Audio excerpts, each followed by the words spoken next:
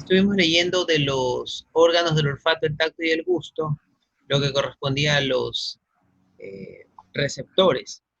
Los órganos de los sentidos son estructuras especializadas constituidas por células capaces de recoger un impulso receptor y los tejidos que facilitan la llegada de estos impulsos al órgano integrador, que es el sistema nervioso central. Hay una serie de sistemas sensoriales que forman órganos complejos cuyos receptores se encuentran localizados en un lugar concreto, como el ojo y otros distribuidores u otros distribuidos por toda la piel, como es el tacto. Clasificación de los receptores. Según la procedencia del impulso, podemos tener a los exterorreceptores, impulsos externos a través de la piel y las mucosas. Es la sensibilidad somática, o sea, la sensibilidad corporal. Esta sensibilidad somática se va a dividir, o exterorreceptores, se va a dividir en sensitivos y sensoriales. Propioreceptores, impulsos del sistema músculo-esquelético, sensibilidad somática profunda. Los propios receptores van a captar la sensibilidad profunda, no la superficial. Interorreceptores, impulsos de las vísceras, sensibilidad visceral. Telereceptores, detectan estímulos distintos del organismo, como la vista, el oído y el olfato, según la naturaleza del impulso. Mecanorreceptores, detectan movimiento de presión o contacto. Termorreceptores, diferencian la temperatura. Nociceptores, detectan el dolor. Quimioreceptores, del gusto y el olfato, que reciben sustancias químicas. Fotorreceptores, de la vista. Bien, si mencionamos cada uno de estos, ¿qué podríamos decir con respecto a esto que acabo de leer? El olfato, el tacto y el gusto tienen una relación bastante estrecha con estos receptores. Los órganos de los sentidos son estructuras especializadas constituidas de células capaces de recoger impulsos receptores y unos tejidos que facilitan la llegada de estos impulsos al órgano integrador. ¿Qué entendemos por órgano integrador? Cuando se menciona órgano integrador, ¿a quién estamos aludiendo o mencionando? ¿Quién es el que integra? Al sistema nervioso central. Correcto. Correcto, el SNC. El sistema nervioso central capta la información que deviene de todos estos puntos, ya sea del olfato, sea del oído, sea de la vista, sea del gusto y sea de la sensibilidad táctil. Todos ellos se integran a partir de emitir su señal hacia el sistema nervioso central. El sistema nervioso central genera una recopilación de toda esta información, permitiendo que se dé el fenómeno de la captación de estos estímulos. Ahora, estos estímulos sabemos que cada uno desde su ámbito va a ser captado de algún modo porque son áreas especializadas para captar determinado tipo de estímulos. Si son estímulos visuales, estaríamos hablando que es la captación de ondas lumínicas. Ese órgano de sentido que es capaz de captar las señales lumínicas es capaz a su vez de transformar esas mismas señales lumínicas. Sus células son capaces de generar tal excitación que su propia destreza va a consistir en transmitir esa generación de estimulación lumínica y generar una sustancia química que es capaz de ser vehiculizada a través de su área nerviosa de competencia. En este caso, lo de la vista sería el nervio óptico, atravesando el nervio óptico con su propia descarga eléctrica, sus iones, todas las sustancias que van a intervenir en esta generación del estímulo para llegar al órgano integrador. Y el órgano integrador de la visión es el mismo órgano integrador que del gusto, que del tacto, que del oído. Entonces, esto se integra y el cerebro en un punto específico donde se genera la tabulación de todos estos datos va a generar como resultado la captación de este estímulo lumínico, que es lo que se ve. Si es algo altamente fotorreceptivo, si es algo de una fotorreceptividad menor, ¿ya? Entonces todo esto de aquí va a favorecer cada uno de las áreas específicas y especializadas del campo en el cual está trabajando esa área. Por eso es que son especializados. Ojos, solo con ojos, y que tiene que ver con la captación de fenómenos lumínicos. Según la procedencia del impulso, qué tipo de impulso sea, vamos a tener exteroreceptores. Son impulsos desde el exterior, a través de la piel y las mucosas, en la sensibilidad somática. Si hablamos de esteroreceptores, estamos hablando de los que se ubican en la piel y zonas de mucosas. Van a generar la sensibilidad somática. Si hablamos de sensibilidad somática, estaremos hablando de la sensibilidad corporal. Se los puede clasificar en dos tipos. Tenemos esteroreceptores sensitivos y esteroreceptores sensoriales.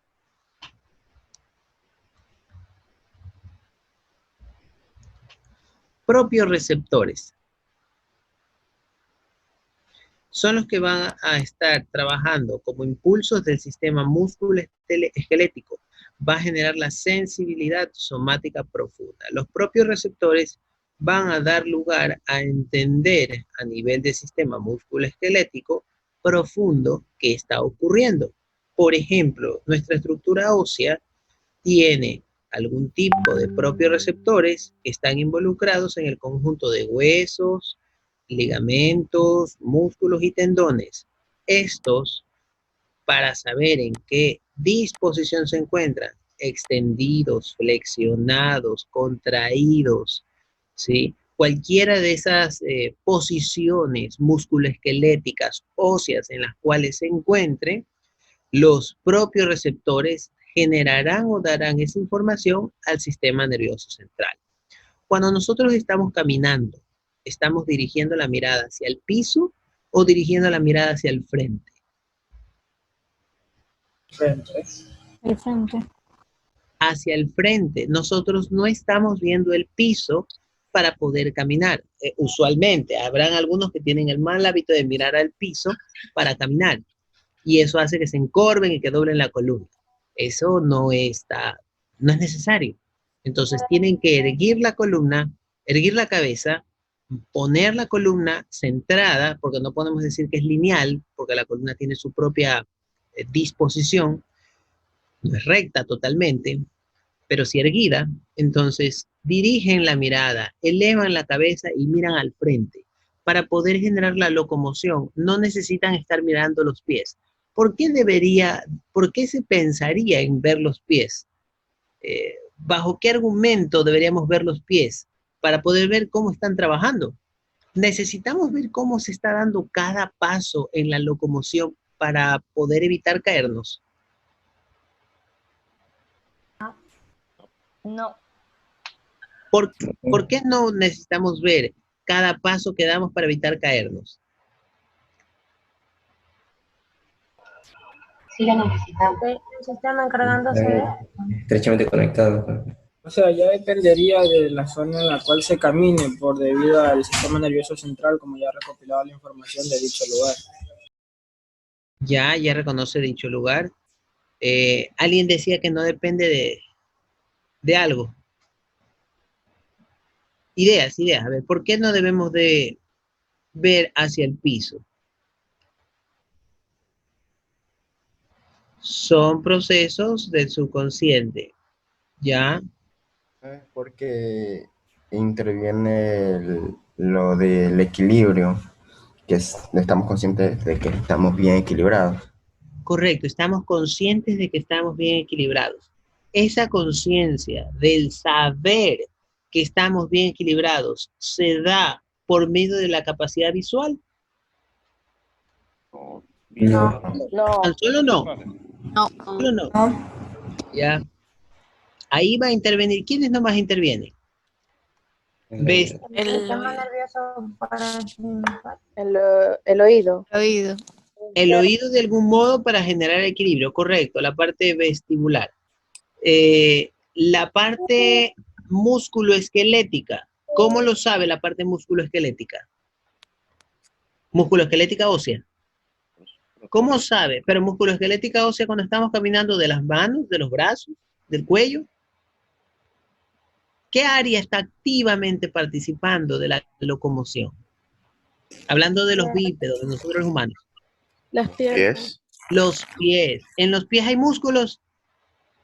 Sí. Hay tendones, hay ligamentos y hay estructura ósea. Sí. Sí. Sí, correcto. Necesitamos ver todas esas estructuras para poder saber que están bien correlacionadas en el equilibrio de la locomoción. No. No, No no es necesitamos necesario. verla. Si no necesitamos verla, ¿cómo es que la información de allí llega al sistema nervioso central? Si no hay que verla para saber cómo se encuentra. Sí, por impulsos nerviosos.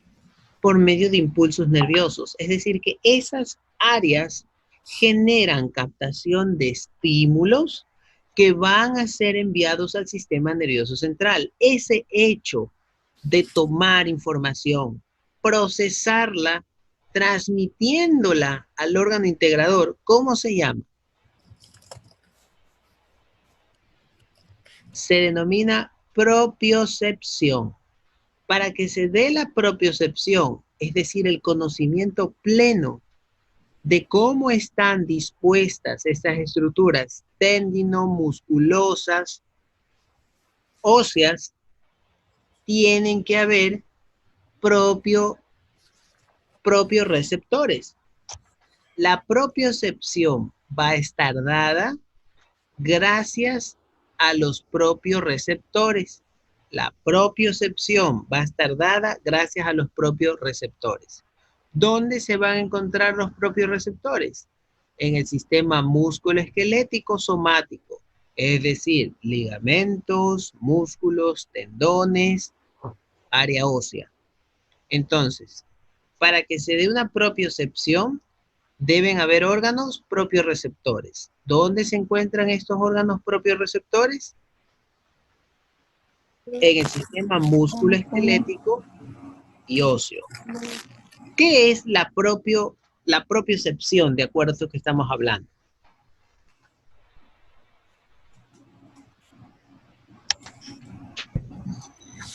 ¿Qué será entonces la propiocepción?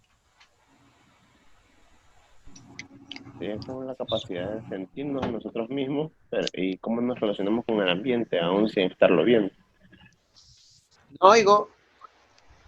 Sería como la capacidad de poder sentirnos a nosotros mismos sin necesitar ver lo que pasa en el ambiente. Correcto, correcto. En pleno resumen sería eso. La capacidad de saber cómo están dispuestas nuestras áreas músculo-esqueléticas, o sea, músculos, ligamentos, tendones y estructura ósea, sin tener que verla. Yo en este momento me encuentro parado. Yo no estoy mirando al piso, estoy mirando a la computadora. Sé que estoy con un pie generando mayor presión sobre el piso y el otro menor presión. Como me voy a mover, va a cambiar esa disposición y cambio hacia un pie para poder generar un paso, le quito presión y le pongo presión a otro pie. Entonces, ese fenómeno no necesita de mi capacidad visual, porque yo no tengo que estar mirando hacia el piso o hacia dónde voy a pisar normalmente para poder generar estos movimientos. ¿Cómo es que mi cerebro tiene la capacidad de saber cómo desplazarse sin que haya algo que conecte al cerebro con la musculatura, con los ligamentos, con los tendones, con la estructura ósea?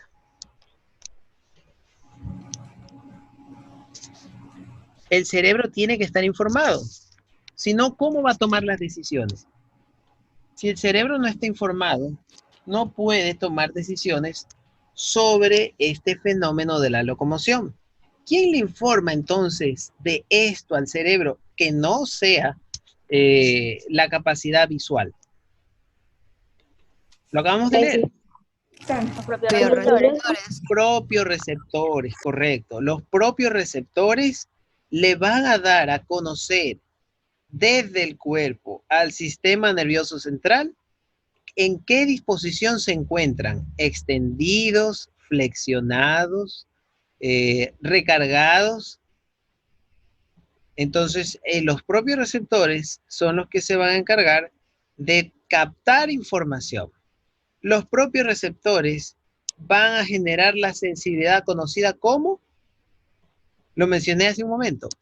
Propioreceptores son capaces de captar la información y dar la sensibilidad denominada Somática.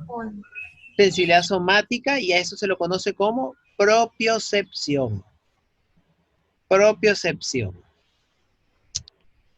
Entonces, los propioreceptores son los que van a generar la propiocepción.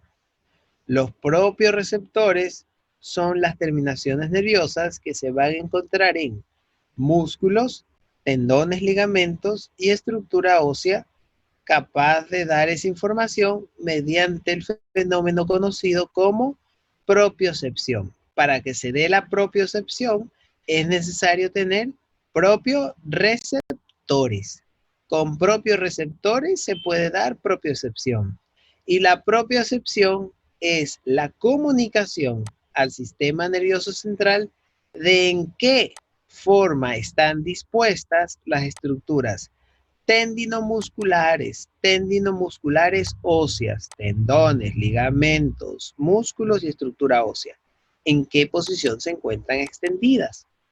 Extendidas, flexionadas, apoyadas. La posición o la forma en la cual estén dispuestas. Esto es somático, o sea, hablando de lo corporal. Cuando yo estaba en clase, normalmente para poder generar la propiocepción, estábamos en el aula, me acercaba a la primera fila y generalmente era con varones. Entonces, todo el mundo me estaba mirando a mí y yo me acercaba a algún pupitre de alguno de los chicos. ¿Qué es lo que yo hacía con este chico en especial? Le daba un tremendo pisotón. Le pisaba el pie y me apoyaba medianamente. Me apoyaba medianamente sobre su pie y lo estaba pisando. ¿La clase sabía que yo lo estaba pisando? No. No, nadie sabía que lo estaba pisando. Todos creían que simplemente me había acercado. ¿Quién es el único que sabía que lo estaba pisando? Al que le estaba doliendo. Chico. Al que le estaba poniendo, recargando mi peso sobre un pie. Entonces, él sabía que lo estaba pisando. Y cuando él quería bajar la mirada para observar por qué lo estaba pisando, no le dejaba bajar la mirada. Le llamaba la atención o hacía algo para que no veas el piso. Y le preguntaba, ¿qué está ocurriendo? ¿Qué respuesta obtenía de él? Me está pisando. Me está pisando, exactamente. Me está pisando, correcto. Entonces, el chico me decía, me está pisando. En algunos casos me decía, me está pisando. En otros casos trataba de retirar el pie. Yo no le dejaba que retire el pie. ¿Cuál era la pregunta inmediata? ¿Por qué? Ajá. Una, ¿por qué? Ok, pero no me la hacía. Lo que hacía era quedarse atónito porque lo estaba pisando. Entonces le preguntaba, ¿qué siente? ¿Qué respuesta me daba? La obvia. ¿Cuál sería la obvia? Dolor. Me está pisando. ¿Ya? Entonces le decía, ¿y cómo sabe que lo estoy pisando si no puede ver que lo estoy pisando? ¿Cuál sería Porque la lo respuesta? siento. Porque lo está sintiendo. ¿Y cómo lo está sintiendo? ¿Quién le dice esa sensibilidad? La propiocepción. La propiocepción. La propiocepción dada a través de los propios Receptores. La propiocepción dada a través de los propios receptores. Entonces, ese era el ejemplo más característico. Y así como se los digo a ustedes, lo explicaba en plena clase. Estoy pisando a su compañero y nadie lo puede ver. Al menos los dos que están al lado de él, quizás sí. Pero el resto de la clase no ve que lo estoy pisando. Él es el único que lo está sintiendo. Y su cerebro lo está captando somáticamente, es decir, desde la parte más externa corporal, capta la información gracias a los propios receptores que van a dar lugar a la propiocepción. Y la propiocepción le va a decir que está generándose un recargo de algún peso sobre sus estructuras, es decir, sobre su pie, sus músculos del pie, sus ligamentos del pie, sus tendones del pie y su estructura ósea del pie. Van a sentir una presión en la parte superior y van a informarle al cerebro de que hay algo que le está generando compresión en esa zona. La respuesta típica, bueno, ya depende de cada persona, puede ser retirar el pie, moverse, empujar, cualquiera de esas características puede darse. Ya esa respuesta va a dar lugar a una conducta de aprendizaje. El cerebro generará una respuesta dependiendo de en qué circunstancias se encuentra. Entonces, las respuestas son varias y son válidas, todas son válidas, porque ya dependerá de la connotación y la conducta memoria, el aprendizaje anteriormente dado. Si hubiese sido uno de los compañeros en una circunstancia que no fuese de clase y estuviesen en el pasillo de la facultad, obviamente si alguien te pisa, le das un empujón para que deje de pisarte o generas con presión la sacada del pie debajo de la pisada. Las respuestas son muchas. Como yo era el profesor y estaba en plena clase, obviamente quedó atónito y no me empujó, medio intentó sacar o retirar el pie, pero de allí no pasó, siguió aguantando el pisotón. Tampoco es que lo estaba pisando tan duro, pero lo estaba sintiendo.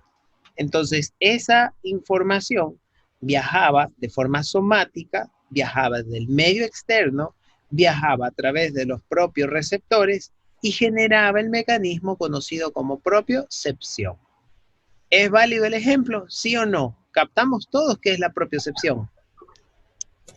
Sí es. Sí. Sí, es que ese es un ejemplo real. Es así como se da, es así como funciona. Dado que esa información debe de ser captada. ¿Necesitó de los ojos para ser captada? No. No necesitó de los ojos, no necesitó de poder generarse la visión del pisotón, solo de la sensibilidad. Bien, interoreceptores. Si hablamos de interoreceptores, hablamos de impulsos de las vísceras, sensibilidad visceral. La pregunta es, ¿los órganos duelen? No. No. ¿Y por qué cuando tenemos cólico, tenemos molestia, incluso hablando de los humanos, nos llegamos a tocar ciertas áreas abdominales?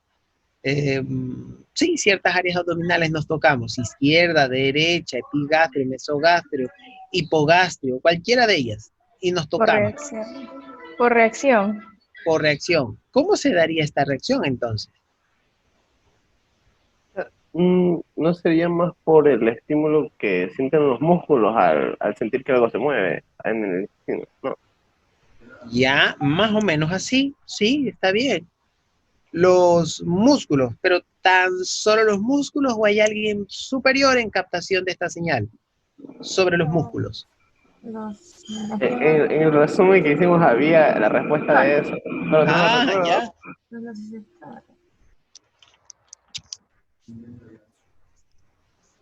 Los órganos como tales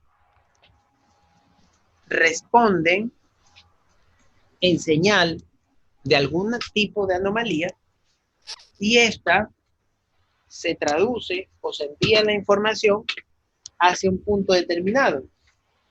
Esta información va a estar captada gracias a puntos de captación de información que provienen de las partes más profundas, o sea, de los órganos, en donde los órganos generan efectivamente la sensibilidad.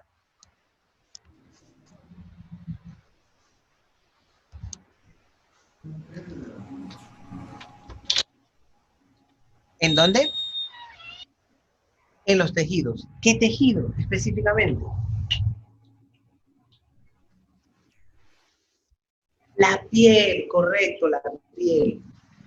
La piel es la que puede dar, o puede generar de forma somática la sensibilidad de las áreas profundas. ¿Cómo el médico nos pregunta, ¿dónde te duele? Si llegamos con algún cólico, alguna molestia, algún dolor. ¿Cómo el médico nos pregunta, ¿dónde te duele? Tocando. ¿Perdón? Toca.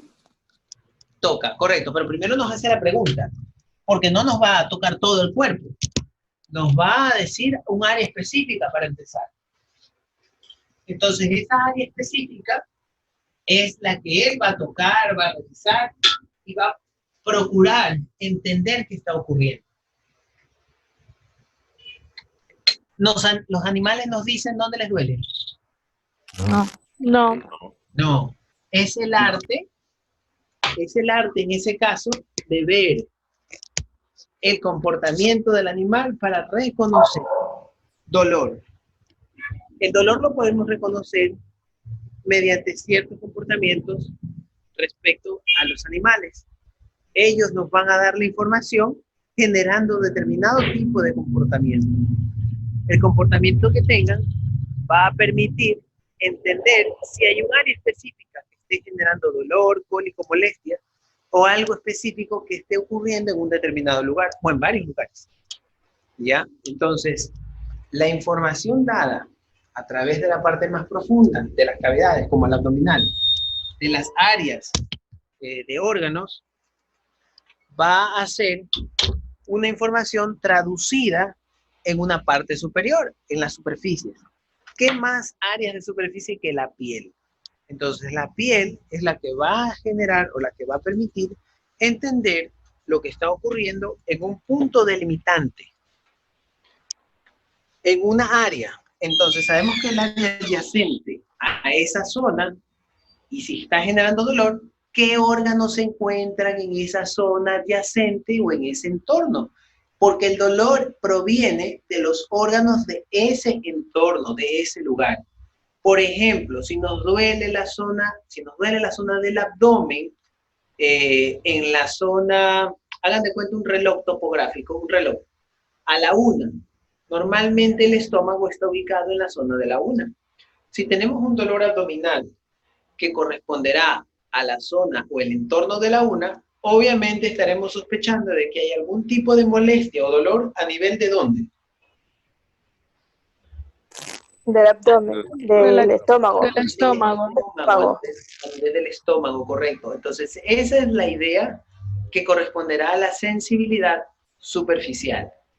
Es decir, la sensibilidad superficial que nos vaya a permitir dar a conocer qué está ocurriendo en lo profundo, que se va a traducir en lo superficial.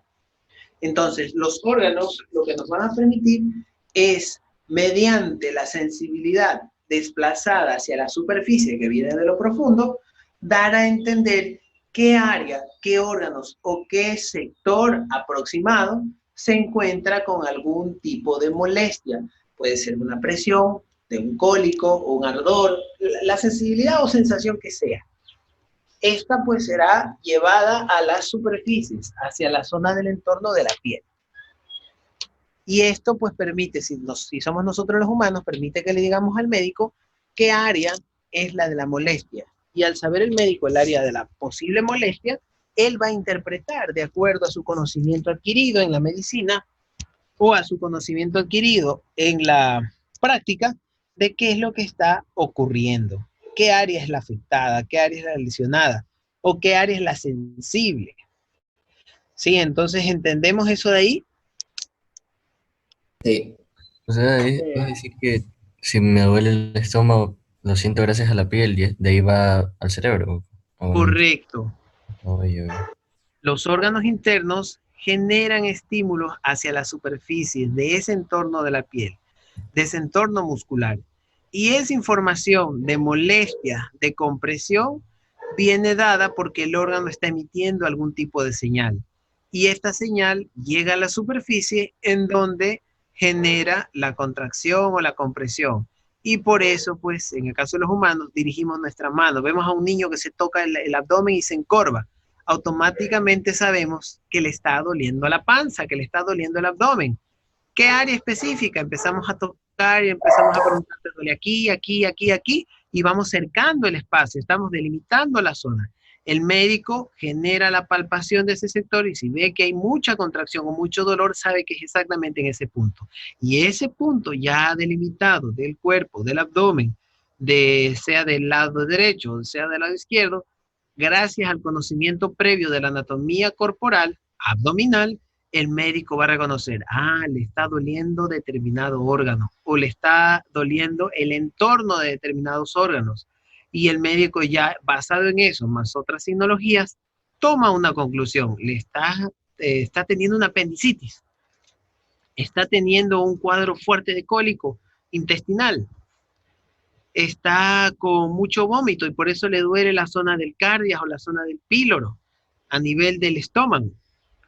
Entonces el médico va tomando esa información y la puede procesar para terminar dando un diagnóstico y sumado pues obviamente exámenes.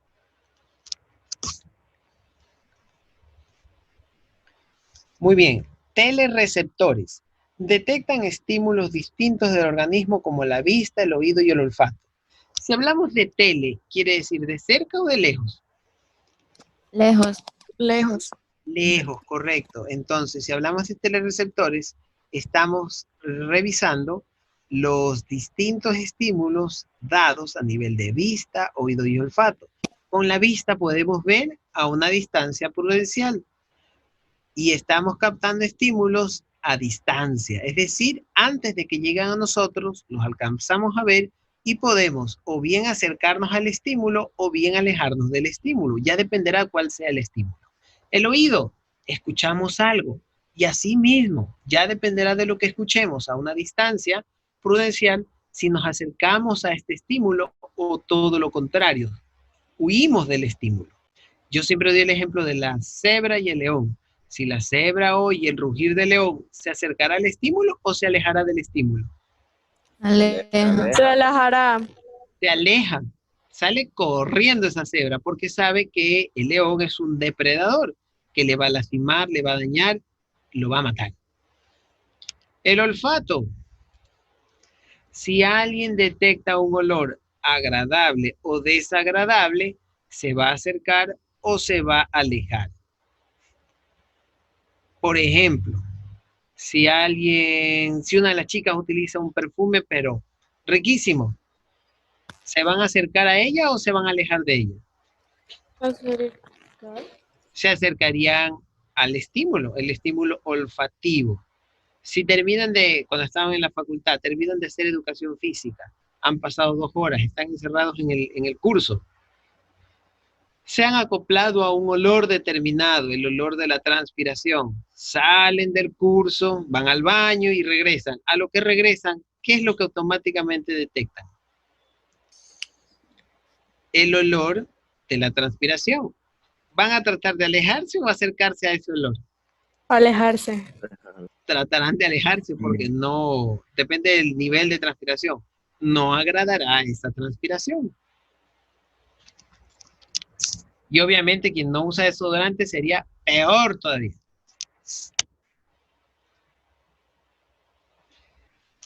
Según la naturaleza del impulso, vamos a tener mecanorreceptores.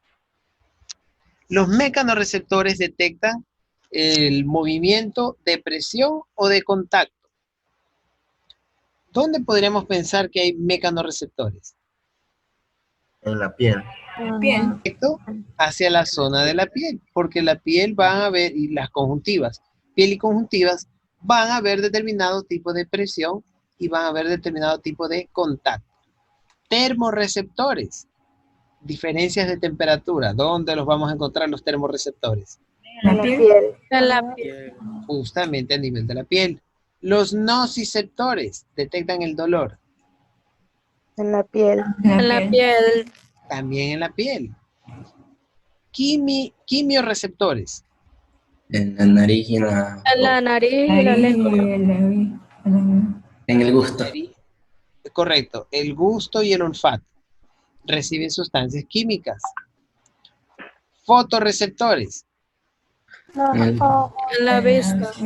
La vista, es decir, los que captan los fenómenos lumínicos y son capaces de traducirlos en sustancias químicas que llevan a estimular al sistema nervioso para transmitirlo al sistema nervioso central. Entonces, todos estos órganos, mecanorreceptores, termorreceptores, nociceptores, quimioreceptores, van a dar lugar a entender lo que está ocurriendo en la parte del entorno, en la parte externa. Si hablamos de los nociceptores, estaremos hablando de la nocicepción. La nocicepción va ligada a la propiocepción. La nocicepción es la intensidad de dolor. Porque los nociceptores detectan dolor. La nocicepción detecta el nivel de dolor. Los nociceptores generan la información del dolor y la nocicepción identifica los niveles de dolor. Los nociceptores detectan que hay o no hay dolor y la nocicepción es la capacidad de recoger esta información del dolor y clasificarla en niveles. La nocicepción nos puede dar niveles de tolerancia, menor tolerancia y nada de tolerancia. Por ejemplo, lo que les daba el ejemplo del pisotón. Como era un pisotón leve y suave, era un nivel altamente tolerable. Había una nocicepción que ni siquiera llegaba al dolor, solo a la sensibilidad. Pero si yo me hubiese parado con todas las fuerzas o hubiese cargado a alguien encima mío y estuviese parado en el pie de ese compañero, ¿el nivel de la nocicepción sería mayor o menor? Mayor. Mayor. Esta empezaría ya a pasar de la sensibilidad al dolor. En el momento en que capta dolor, ya no solo es propiocepción, sino que ya empieza a jugar la nocicepción. ¿Por qué es importante pasar o la captación de la propiocepción y a su vez también de la nocicepción?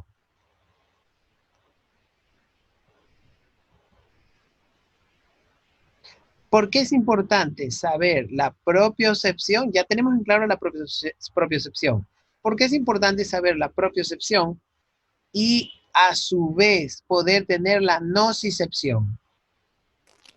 Para Porque saber cuando algo me esté lastimando o causando daño. Correcto. Con la propiocepción sabemos la disposición en la que está esa extremidad o ese miembro. Y con la nocicepción sabemos que en la posición en que se está encontrando va a empezar a captar dolor de baja intensidad, mediana intensidad o de alta intensidad. Bien, ya volvimos. ¿En qué estábamos? En la nocicepción. ¿Qué era la nocicepción?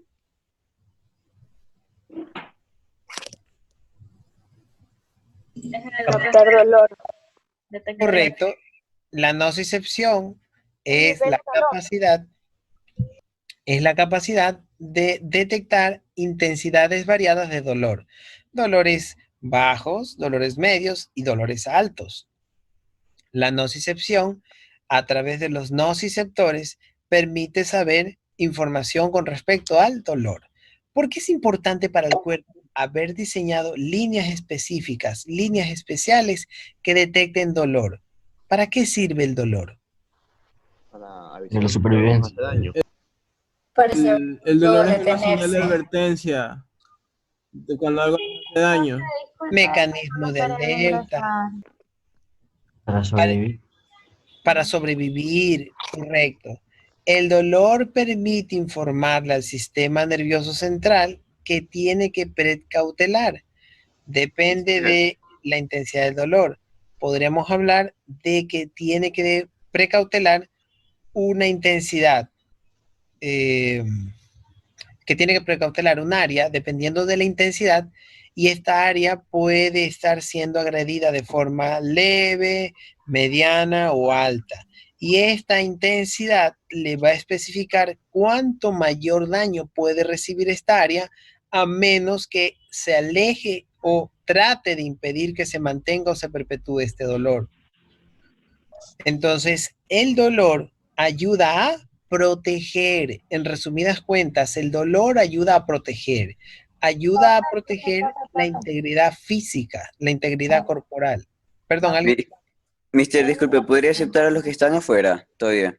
Ah, ya, ok. Aquí Muchas gracias. Ya, ok. Hay 85. Una pregunta. Sí, dígame. El dolor, o sea, hay momentos donde, o sea, han dicho o ha pasado que supongamos tenga una herida, pero no siento nada hasta verlo, supongo. Ya, es que ahí va ligado a otra cosa. Es buena su pregunta.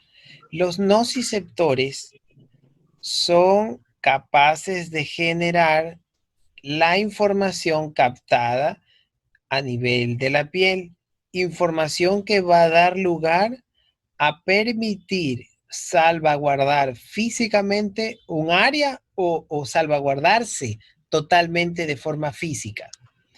Lo que usted está informando es la interacción con otra sustancia.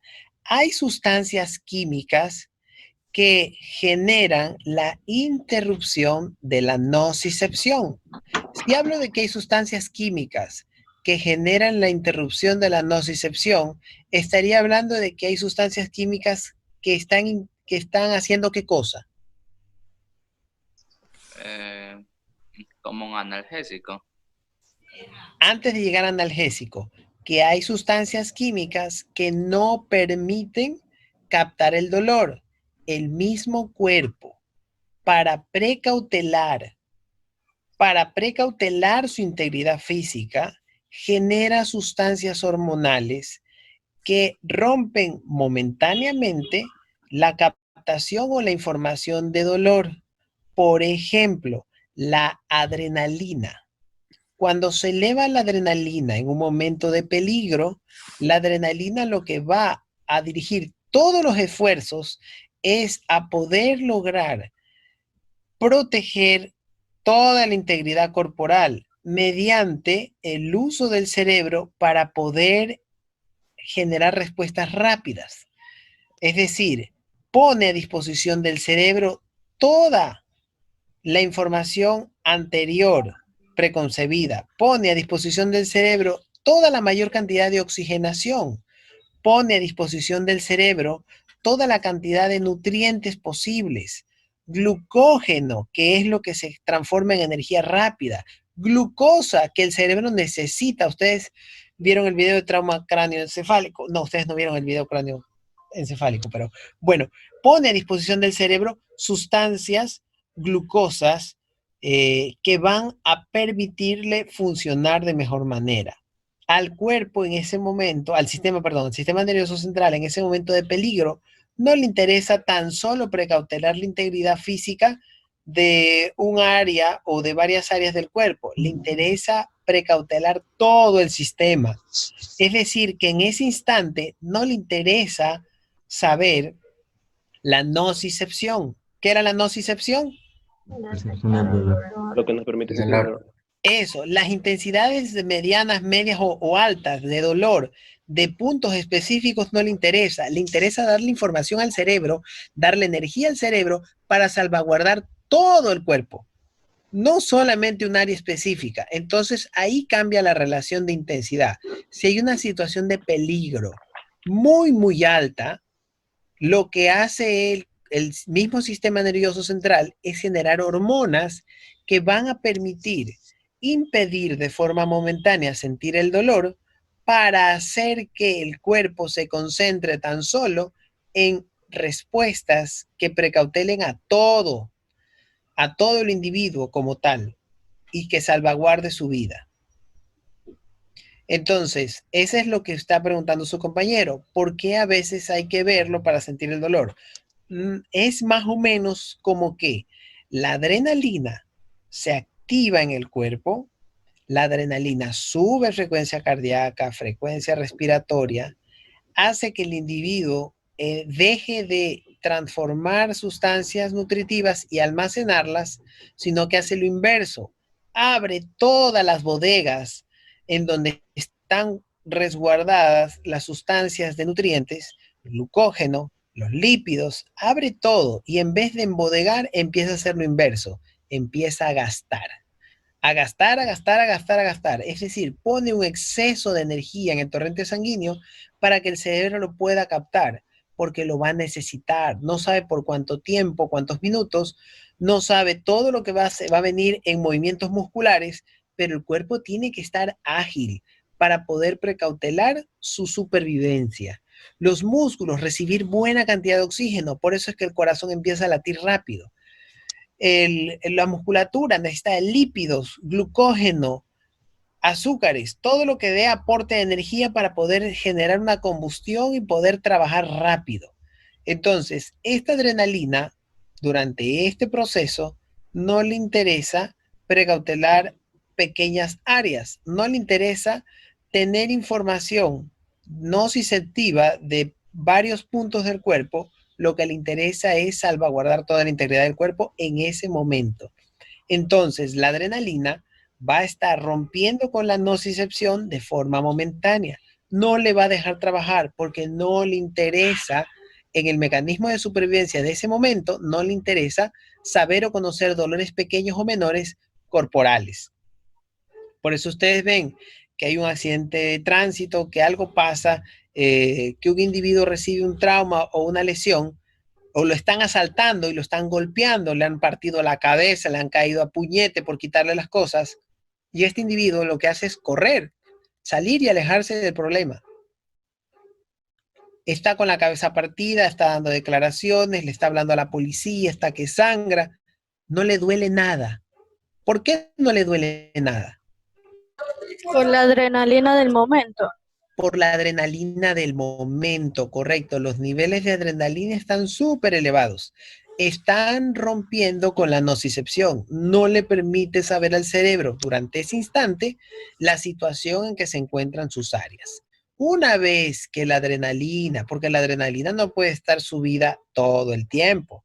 La adrenalina se mantiene elevada durante un espacio de tiempo requerido o necesario. Caso contrario, el cuerpo colapsa porque no puede estar todo el tiempo con una frecuencia cardíaca elevadísima, una frecuencia respiratoria elevadísima, porque ahí va a terminar colapsando. Entonces, lo que va a hacer el cuerpo es, durante un tiempo prudencial y durante una magnitud de minutos, va a permitir que esa adrenalina esté circulando por todo el sistema nervioso central, comandando todo lo que se hace a nivel del sistema nervioso central. Pero pasado este tiempo, se acaba esta licencia y automáticamente se debe devolver a la normalidad, es decir, un equilibrio entre adrenalina y acetilcolina, dando lugar a que ya una vez que se va el efecto de la noradrenalina, ¿qué empieza a ocurrir? Empiezan a funcionar nuevamente todos los mecanismos de sensibilidad corporales. ¿Alguien iba a preguntar algo? Sí, yo, profesor. También puede haber algún otro motivo por el cual no se sienta el dolor. Por ejemplo, una vez, cuando yo era pequeña, estaba totalmente tranquila. Y yo lo que hice fue salir del salón para esperar el expreso. Sin embargo, una compañera me dijo que tenía abierta toda la parte del codo, o sea, tenía una herida abierta. Y yo no había sentido ningún dolor, pero estaba tranquila. ¿Y la herida era superficial o profunda? Era profunda. Una banca había estado, bueno, la banca en donde yo me sentaba había tenido el metal abierto y me había abierto toda la parte de lo que es el codo. Ok. Y usted no se había dado cuenta. ¿Qué tiempo había pasado entre ese lapso? Como unos 6 o 7 minutos. ¿Minutos o segundos? No, minutos, porque el salón estaba arriba y cuando me dijeron que yo tenía la herida, yo había bajado a lo que es el patio para esperar al señor del expreso. Y cuando me dijeron sobre la herida y yo vi la profundidad, ahí comencé a sentir dolor. Previo a esto, ¿tuvo algún grado de sensibilidad? Algo frío, como alguna percepción de algo a nivel del brazo. Menor. Pues no, la verdad estaba neutra, o sea, estaba totalmente tranquila. Ya, ok. Debe de haber algún mecanismo, algo ocurrió en ese momento en el cual usted no sintió o no captó esa información. Hay fenómenos en los cuales ocurren lesiones, pero son tan rápidas las lesiones que no le dan tiempo a que se fabrique una nocicepción elevada. O hay procesos en los cuales, por ejemplo, ¿han oído los fakir? No. Los fakir son individuos que se dedican a controlar la sensibilidad corporal. Cogen agujas, se atraviesan la lengua, se atraviesan lo que son los labios, se acuestan en camas de clavos, caminan sobre brasas calientes, sobre carbones encendidos, para que lo entiendan mejor.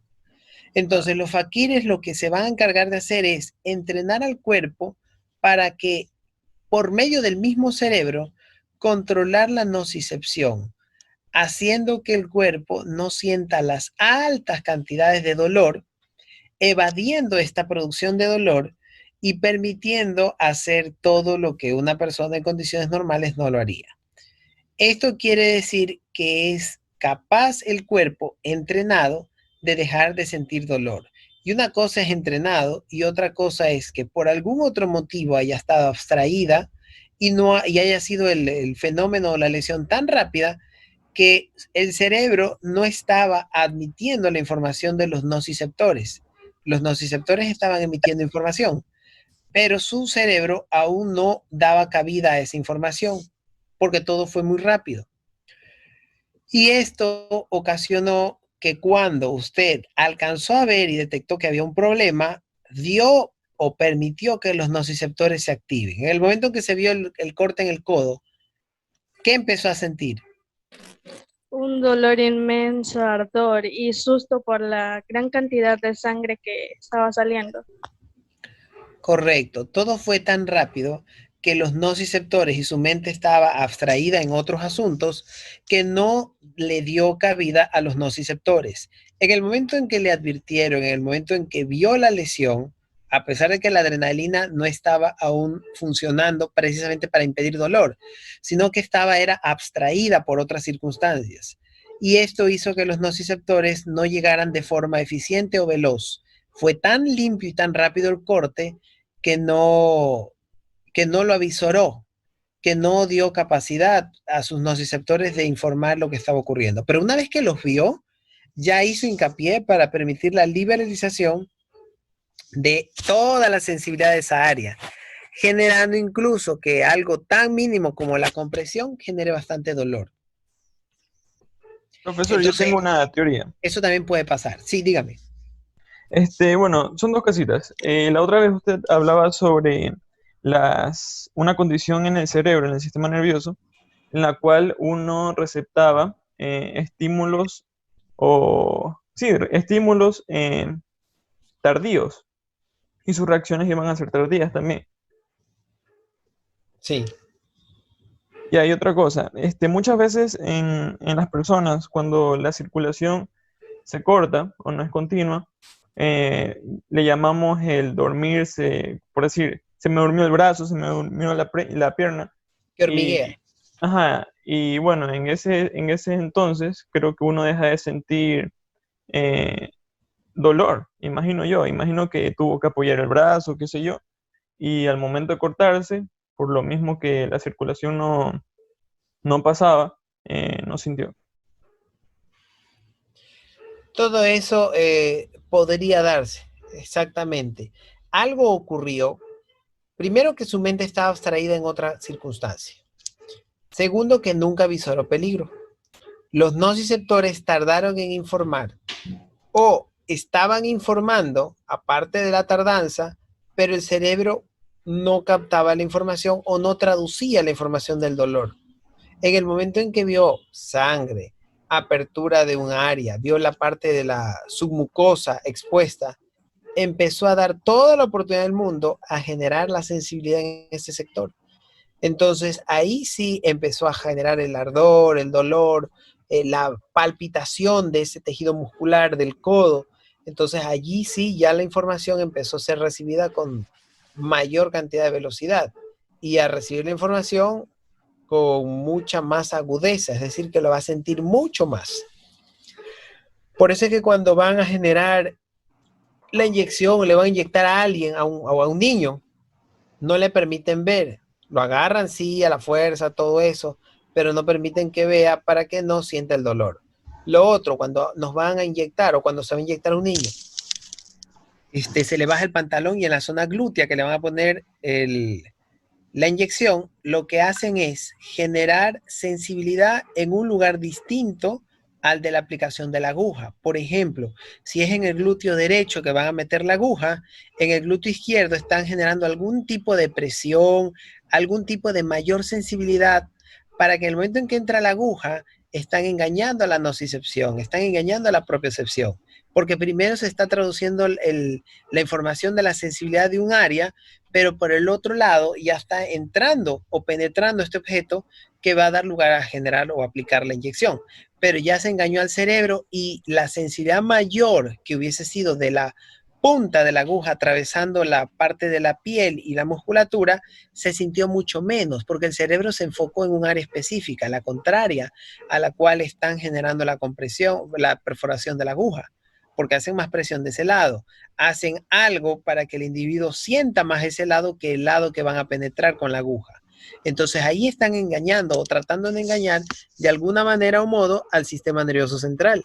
Están utilizando su máxima capacidad de sensibilidad para que detecte en alto grado una sensibilidad en una zona que no va a ser agredida, para que la zona agredida o la zona en donde se va a generar la mayor sensibilidad pase desapercibido por una fracción de segundos hasta que el cuerpo ya la detecta, pero es mucho menor a la que hicieron en un principio, que claro, no lesiona la otra sensibilidad, pero la sensibilidad la captó con mayor agudeza, mientras que la sensación de la penetración por la aguja fue captada con menor agudeza, porque la una fue más alta la sensibilidad que el incluso de la perforación de la aguja.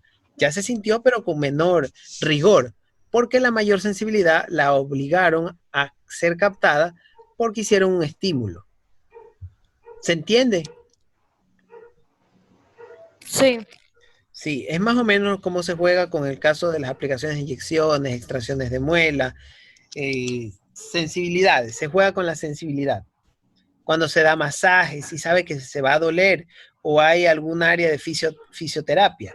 Entonces en la fisioterapia se va a tener que hacer movimientos, articular áreas, y estas áreas pues están con tendones con reducción de movilidad, están poco estirables, no están laxos. Entonces eso va a ocasionar dolor, van a haber micro desgarres en el momento que se articulan esos músculos y se genera un engaño porque se empieza a hacerlo de forma o muy leve o se empieza a actuar en otras zonas, dando lugar a que la sensibilidad, cuando ya se dé del dolor expreso, sea captada en menor grado, porque la mayor sensibilidad la obligaron a ser captada de otro modo en otro estímulo. El efecto del engaño. Profesor, yo tengo una última pregunta. Sí, dígame. Hay ciertas, supongamos, enfermedades que hacen que en vez de sentir dolor, sientan, yo qué sé, placer. Entonces eso significa que los nociceptores no funcionan en ellos o funcionan de otra forma. Bien, buena pregunta. Normalmente, si hablamos de condiciones normales, los nociceptores están informando lo que ocurre. Lo que sucede es que el cerebro aprende. El cerebro aprende a captar distintos niveles de dolor. El cerebro aprende a captar una respuesta al dolor. Hay individuos que no toleran nada de dolor. Si empieza de leve a moderado, hasta ahí llegaron y no quieren sentir más dolor. Y rápidamente hacen algo para dejar de mantener ese dolor o atenuar un poco esa molestia. Pero hay otros individuos que por algún motivo en sustancias químicas a nivel del sistema nervioso central, cada vez que se emite una nocicepción, cada vez que las sustancias químicas de la nocicepción, que juega con la nocicepción, está entrando a jugar en el sistema nervioso central, se genera un mecanismo que no es el de insatisfacción, que no es el de no querer mantener esa sustancia química en el cerebro, sino todo lo contrario. Es decir, que van a sentir gusto por esa sustancia. Pero eso es un mecanismo que empieza, si es innato, empieza a ser desarrollado cada vez más. Ahí vienen los fenómenos en los cuales el dolor pasa de ser una información que genera molestia a una información que no genera molestia, sino gusto. Ya son individuos que generan esta capacidad de captar una sensibilidad de agrado ante el dolor. Y a esos individuos, ¿cómo se les llama? Masoquistas. Masoquistas, exacto. Masoquistas, porque le gusta estar ahí con el dolor. Sabe que la novia que tiene no le conviene, pero ahí está. Le trinan los dedos y sigue. ¿Ya? Saben que le genera dolor, pero ahí está, porque le gusta sentir ese dolor. Profesor, y cuando una persona es como muy delicada, tengo una primita que usted le agarra, ni siquiera le agarra tan fuerte la mano y ya se le hace morado, o se pone la piel roja. Ya, ese es otro fenómeno. Hay fenómenos también al azar. Hay individuos que no toleran nada de dolor o que no toleran incluso la simple respuesta de la nocicepción. Hay individuos que tienen alterada la capacidad de la sensibilidad. Cosas leves que en condiciones normales solo generan captación de información, hay ciertos individuos que la traducen en dolores exagerados. Esto se conoce como un fenómeno de hipersensibilidad, ¿ya? Hay hipersensibilidad, hay un nombre mayor cuando es mucho dolor. En este momento no me viene a la mente, pero esta hipersensibilidad significa que fenómenos leves o muy moderados de sensibilidad se traducen en fenómenos de sensibilidad alta, mucho mayor. Les doy un ejemplo rápido. Los pacientes que padecen de cáncer tienen este mecanismo corporal desarrollado. Los pacientes que padecen de cáncer, que ya están en los estadios medios o finales, tienen la capacidad, su sistema nervioso, de degenerarse, haciendo que cualquier estímulo, por leve y menor que sea, lo traducen en una nocicepción elevadísima. Hay una hiperrespuesta.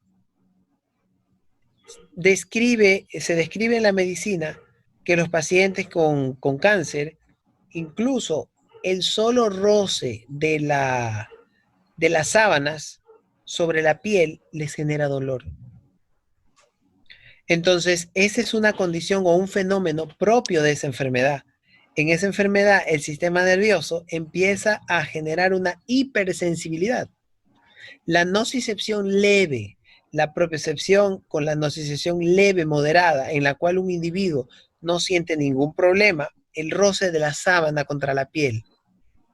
No pasa nada, solo sentimos una textura suave, una textura más dura, una textura de una sábana que está áspera o no, o muy suave. Entonces, de eso no pasa. Pero los individuos que tienen cáncer, ese hecho, ese fenómeno, lo traducen automáticamente y de forma rápida en dolor. Exacerban los nociceptores. El dolor se agudiza, haciendo que el individuo tenga mucho, mucho dolor. Y por eso es que los pacientes de cáncer tienen que estar todo el tiempo medicados para contrarrestar el dolor, porque ellos sienten dolor prácticamente de la nada. Es una condición muy, muy terrible. No todos los tipos de cáncer, ciertos tipos de cáncer. Profesor, respecto a este tema, yo una vez escuché el caso de que hay personas que tienen una enfermedad conocida como sensibilidad congénita, que supuestamente es una enfermedad genética que no les permite sentir dolor, ya sea golpes, temperaturas o exudación, y no transpiran. Perdón un ratito, que está haciendo mucha vuelta. Ahora sí, discúlpeme, diga lo que estaba mencionando. Sí, verá, profesor, yo una vez escuché el caso de una persona que tenía una enfermedad conocida como insensibilidad congénita. Supuestamente esa enfermedad es genética y no le permitía sentir ni dolor, ya sea en lo que refiere a golpes o graves quemaduras, o sea, no sentía la temperatura y tampoco sudaba, o sea, no transpiraba. Y debido No, a eso ella tuvo que acostumbrar su cuerpo como un reloj, tal hora iba al baño porque si no ella no sentía cuando su vejiga ya lo pedía. O por ejemplo cuando se iba a bañar en duchas calientes siempre terminaba con quemaduras graves debido a que no sentía lo caliente del agua. sí, son condiciones médicas peculiares y específicas. Puede ser de una condición moderada o una alta condición donde no tiene mayor sensibilidad de nada. Es posible, porque así como se da el fenómeno para que todos podamos generar sensibilidad, en determinados individuos puede haberse alterado algún cromosoma o haberse alterado algo en el proceso embrionario que dio como lugar al no desarrollo de estas habilidades que tenemos todos. Es posible y la ciencia estudia eso específicamente. Sí, por eso dice que la mayoría de esas personas tienen que llevar un control con su salud debido a que ellos no pueden sentir ni un dolor de advertencia, por ejemplo. Sería una persona siente cuando le va a dar un paro cardíaco o una taquicardia cuando comienza a sentir un dolor en el pecho, pero como ellos no sienten, tienen ese miedo y debido a eso ellos tienen constantes revisiones médicas. Sí, específicamente tienen que estarse revisando todo el tiempo porque cosas en las cuales el mismo sistema termorreceptor, fotorreceptor, el sistema nervioso central, los mecanorreceptores, no le están aportando con la información debida y no puede precautelar la integridad corporal.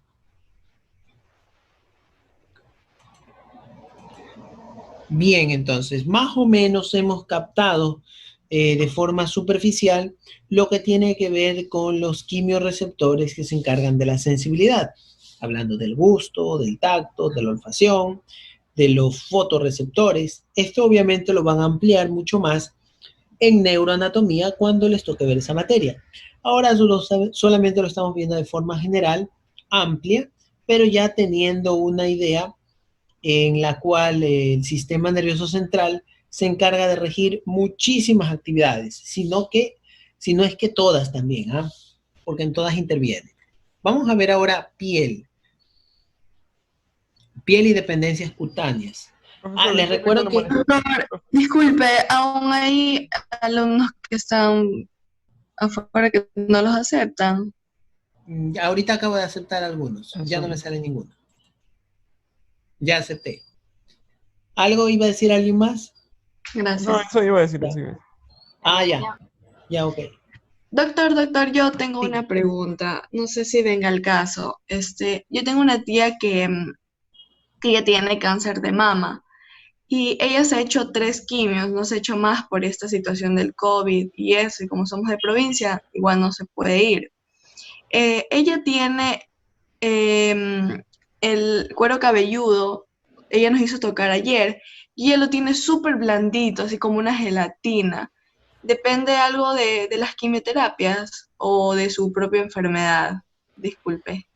Bueno, es muy conocido y se habla bastante de que esas sustancias químicas, para empezar, las sustancias químicas que se utilizan en la batalla contra el cáncer son sustancias químicas que tienen una reacción sobre determinados tejidos o sobre tejidos generales.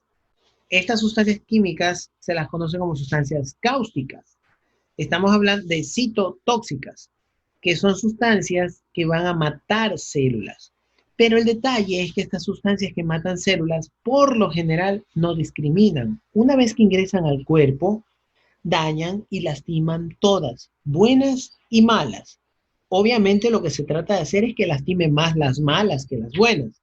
Pero como no discrimina y lastima toda la celularidad corporal, porque una vez que están adentro del cuerpo no se las puede controlar totalmente, pueden ocasionar problemas secundarios. Y uno de ellos es la zona del folículo piloso y la zona de cómo se elabora y cómo se está renovando el cuero cabelludo, cómo se está regenerando el pelo.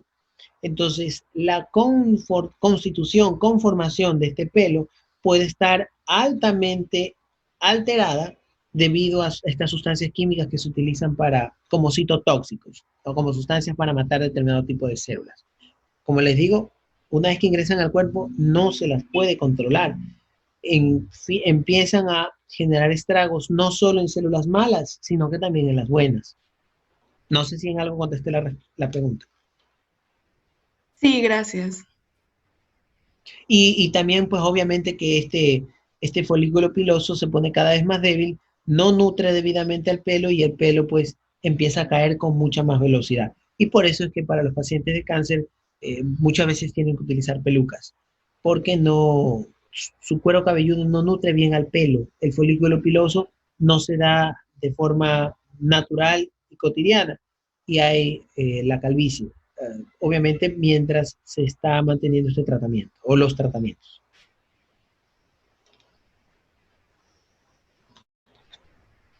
Bien, otra vez nos quedan menos de 5 minutos. Increíble, se fue el tiempo rapidísimo. Vamos a ver ahora piel. Piel y dependencias cutáneas. Tegumento común, estructura formada por la piel que rodea todo el animal y que está poblada de pelos, glándulas cutáneas y otras formaciones como los cuernos, etc. Todo el organismo está cubierto de piel, excepto las zonas de paso de las mucosas. Zonas en donde no hay piel es porque se encuentran las mucosas funcionando. ¿Quién lee, por favor, piel? Yo leo. A ver, lea. Listo. La piel se continúa con la mucosa en las aberturas naturales. Tiene gran peso y extensión. Su origen embrionario es diverso. La epidermis procede del ectodermo y la dermis y el tejido subcutáneo del mesodermo. Embriológicamente se origina a partir de los dermotomos de la piel de las zonas axial y paraxial. Las zonas ventrales proceden de la hoja parietal del mesodermo lateral. ¿Leo la función? ¿Sí?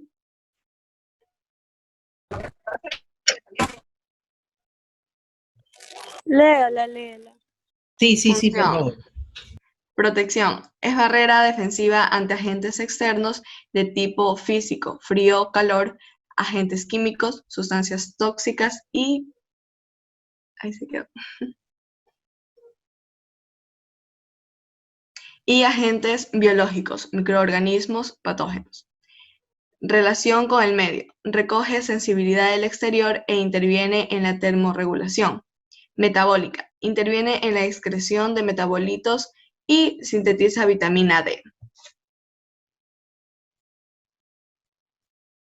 Estructura. La piel se encuentra formada por varias capas: epidermis, dermis y tejido subcutáneo.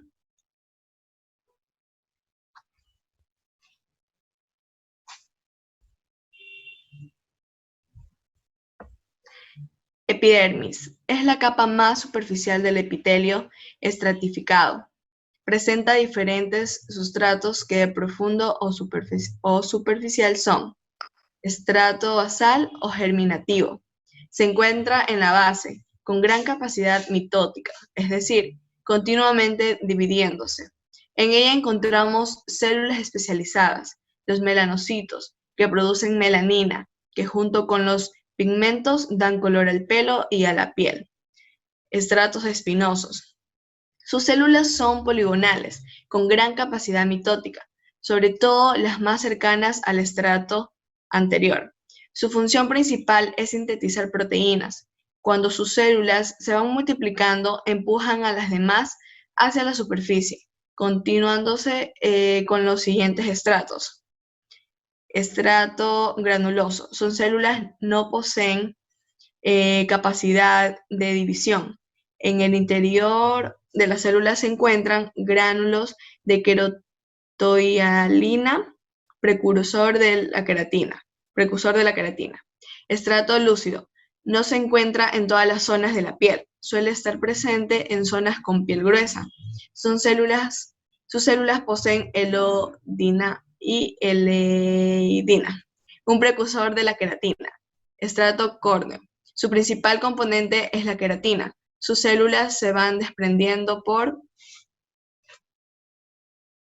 envejecimiento o desgaste y se sustituyen por las de debajo. El espesor de este sustrato depende de las diferentes zonas del cuerpo, por el desgaste al que esa zona está sometida. Dermis o corión. Compuesto por tejido conectivo vascular. Se encuentra debajo del epidermis dispuesto formando papilas, que forman el estrato papilar, constituido por gran cantidad de células y vasos sanguíneos. Aloja la mayor parte de la raíz del pelo y de las glándulas cutáneas.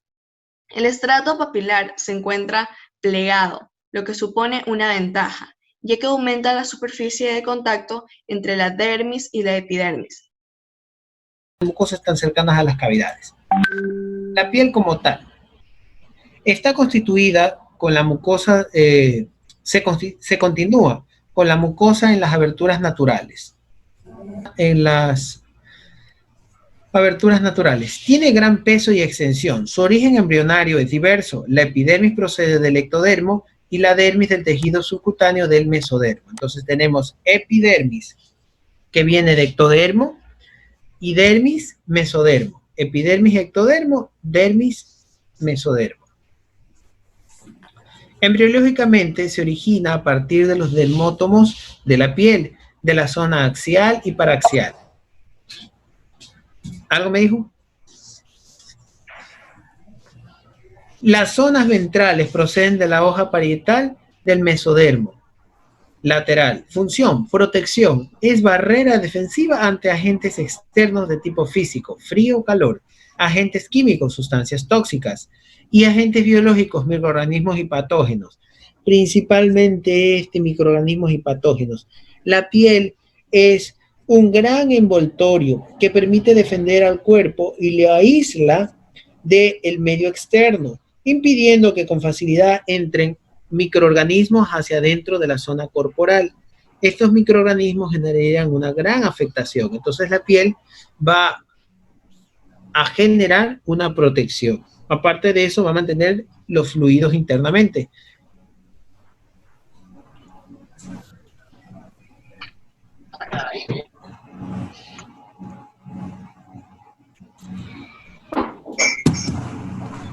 Relación con el medio. Recoge la sensibilidad del exterior e interviene en la termorregulación. Si hablamos de termorregulación, estamos hablando de que si un individuo entra en calor por actividad física, por fiebre, por cualquier motivo, la temperatura corporal empieza a subir mucho, la piel es el mecanismo termorregulador por excelencia que se va a activar.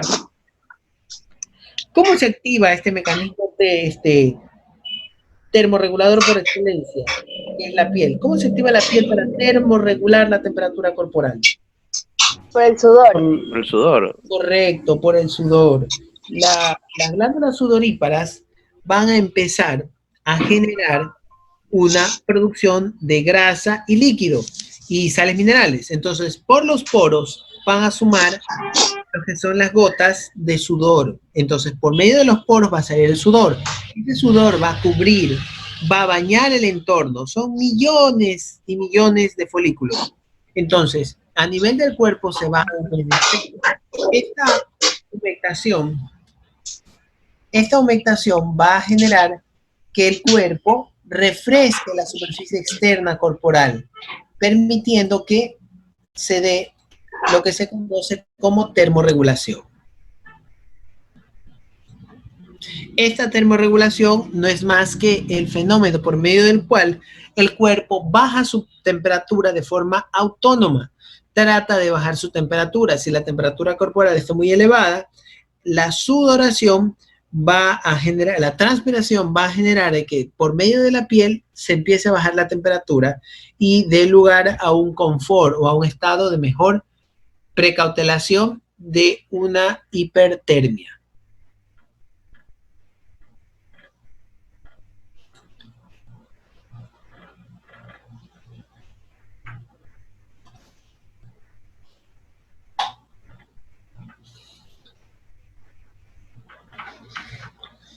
En el gráfico podemos ver la estructura de la piel. La piel se encuentra conformada por varias capas: epidermis, dermis y tejido subcutáneo. Ahí podemos observar en el corte que se ha hecho por medio de un dibujo de cómo se va a constituir cada una de estas capas. La más externa es la epidermis, una más interna es la dermis, y la que se encuentra muy interna, muy en lo profundo, se le va a denominar subcutis o subcutánea. Estas capas, en su orden, van a tener puntos anatómicos específicos. A nivel de la epidermis, como vemos en el recuadro anterior, vamos a tener sustancias como melanocitos, células escamosas, células basales. Todo este tipo de células van a ser específicas de la zona de la epidermis. De allí, en lo más profundo ya de la dermis, vamos a encontrar vasos sanguíneos también, vamos a encontrar folículos pilosos, el origen, vamos a encontrar glándulas sudoríparas, vasos linfáticos, que van a estar encontrándose justamente en lo profundo.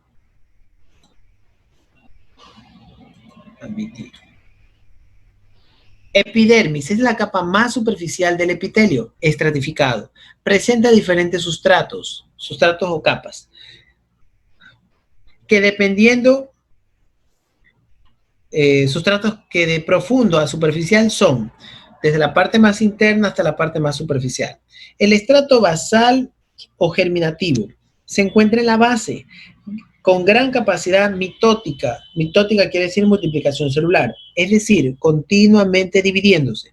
En ellas encontramos células especializadas, los melanocitos, que producen melanina, que junto con los pigmentos dan color al pelo y a la piel. La melanina es una sustancia que la piel secreta para proteger. Vuelve la piel un poco más dura, un poco más resistente ante fenómenos lumínicos o ante agentes externos que le estén incidiendo, que la estén lastimando o que estén provocando o queriendo provocar algún tipo de lesión. Entonces, si se aumenta la melanina, aumenta los melanocitos. Si estos melanocitos están produciendo demasiada melanina, el color o la tonalidad de la piel va a sufrir cambios. La melanina también es la que va a dar color al pelo.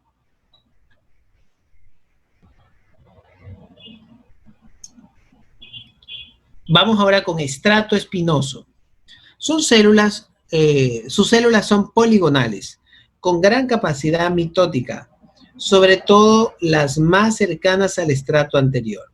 Su función principal es sintetizar proteínas. Cuando sus células se van multiplicando, empujan a las demás hacia la superficie, continuándose con los siguientes estratos.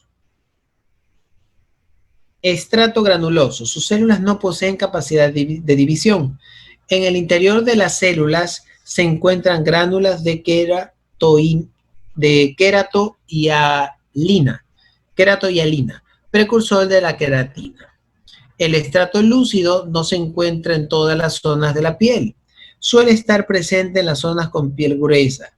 Sus células poseen eloidina o eleidina, un precursor de la queratina. Estrato córneo. Su principal componente es la queratina del estrato córneo. Sus células se van desprendiendo por envejecimiento o desgaste y se sustituyen por las de debajo, o sea, va mudando, se va exfoliando y va ascendiendo las capas más internas. El espesor de este sustrato depende de las diferentes zonas del cuerpo, por el desgaste al que esta zona está sometida. Dermis o corión, compuesta por tejido conectivo vascular. Se encuentra debajo de la epidermis, dispuesto y formando papilas, que forman el estrato papilar, constituido por gran cantidad de células y vasos sanguíneos. Aloja la mayor parte de la raíz del pelo y de las glándulas cutáneas. El estrato papilar se encuentra plegado, lo que supone una ventaja, ya que aumenta la superficie de contacto entre la dermis y la epidermis, con lo que se incrementa la eficacia nutritiva. Bajo el estrato papilar hay fibras de colágeno entrelazadas que forman el estrato reticular. También se encuentran músculos erectores de los pelos. Ahí vemos el gráfico, vemos las glándulas sebáceas, el folículo piloso, el sebo por la producción de las glándulas sebáceas, la superficie de la piel y cómo el cabello o el pelo surge desde esta piel, dermis, epidermis, como capas, y van a permitir que se mantenga este pelo durante un tiempo determinado hasta que fenece y sale un nuevo, a partir del folículo piloso sale un nuevo cabello o pelo. Hipodermis o tela subcutánea. Epidermis, mesodermis, hipodermis. Ahorita estamos con la hipodermis. La hipodermis o tela subcutánea, tejido conectivo, laxo, que modifica su estructura dependiendo de la región corporal. Es prácticamente inexistente en la nariz y en los labios. Y en otras zonas forma depósitos de grasa, el panículo adiposo. En los relieves óseos, zonas de roce con la piel, forma bolsas subcutáneas para facilitar el deslizamiento y evitar que la piel se dañe.